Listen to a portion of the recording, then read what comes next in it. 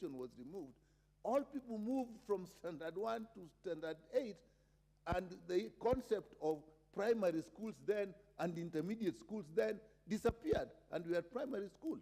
So I think that is the way we are going to. So the way forward, let's plan the infrastructure, let's face it out, let's finance this. And the teachers, Mr. Speaker, let's retool. These are kids in actually real primary schools. The teachers were teaching them. Some of them are competent, retool them. There are teachers with diploma in these primary schools, and even the graduate teachers. Redesignate them and let them go and teach.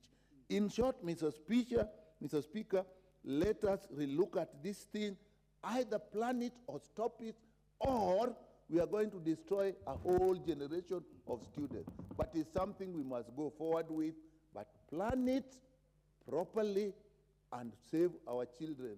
We don't want one generation of children who say, we lost out.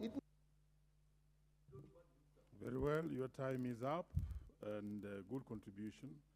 Honorable Professor Phyllis Bato.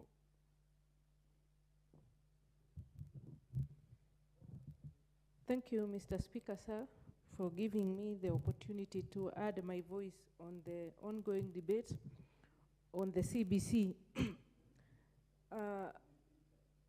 Mr. Speaker, we realize that CBC curriculum has been there for... Order. There's a member who is crisscrossing the House. Could you get yourself organized, please? You may have to go back and then come back. Thank you. You may proceed, Professor. Thank you, Mr. Speaker. I also want to add my voice to the motion which is before us about the CBC. Mr. Speaker, when this CBC system began, it did so because of a reason. The competency-based curriculum was supposed to replace the 844 because you realize that the graduates who were churned out from the 844 were not employable by, the employers were not very keen on taking them up because they felt that they didn't have competencies. They were not able to perform what they had been taught in institutions of, maybe from primary to the university. For example, Mr. Speaker, before I came to Parliament, I was teaching in an agricultural university.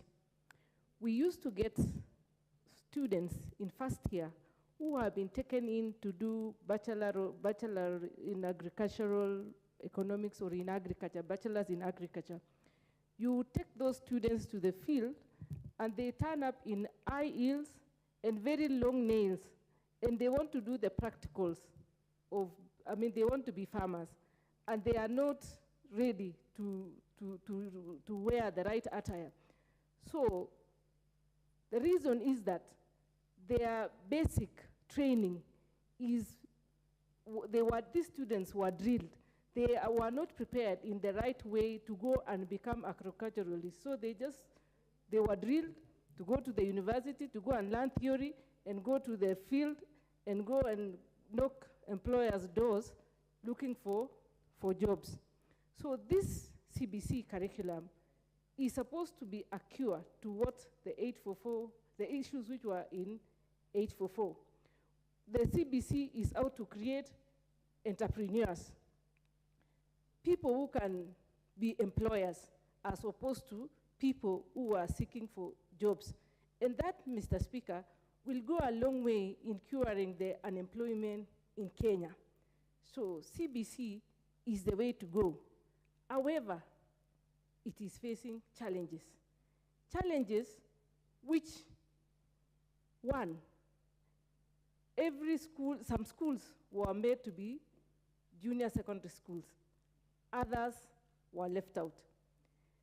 The creation of schools in our constituencies was based on distance. That is the number of kilometers a student would cover to reach to the school.